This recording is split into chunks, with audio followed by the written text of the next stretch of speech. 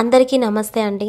ఈ రోజు కొబ్బరి చట్నీని ఈజీగా సింపుల్ గా ఎలా చేయాలో ఈ వీడియోలో చూద్దాం। ముందుగా స్టవ్ పైన పాన్ పెట్టి కొద్దిగా ఆయిల్ వేసి అందులో జీలకర్ర, మినపప్పు, ఎండుమిర్చి వేసి మంచిగా వేయించుకోవాలి।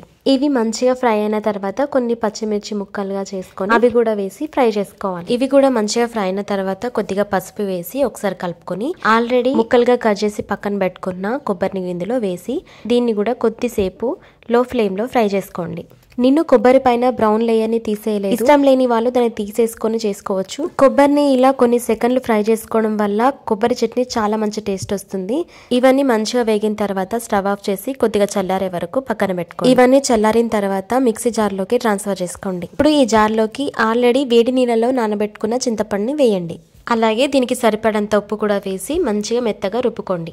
ఇప్పుడు తాలింపు వేయడానికి స్టవ్ పైన వేరే ప్యాన్ పెట్టి అందులో కొద్దిగా ఆయిల్ వేసి అది వేడైన తర్వాత జీలకర్ర, ఆవాలు అలాగే 2 ఎల్లిపాయలు వేసి అవి మంచిగా ఫ్రై చేసుకోండి। లాస్ట్లో కొద్దిగా కరివేపాకు కూడా వేసి అది ఫ్రై అయిన తర్వాత దీంట్లోకి రుబ్బి పక్కన పెట్టుకున్న చట్నీని వేసేయండి। దీన్ని డైరెక్ట్ గా ఆయిల్లో అయినా వేయొచ్చు, లేకపోతే చట్నీ పైన ఈ తాలింపు పైన వేసి కలుపుకోవచ్చు।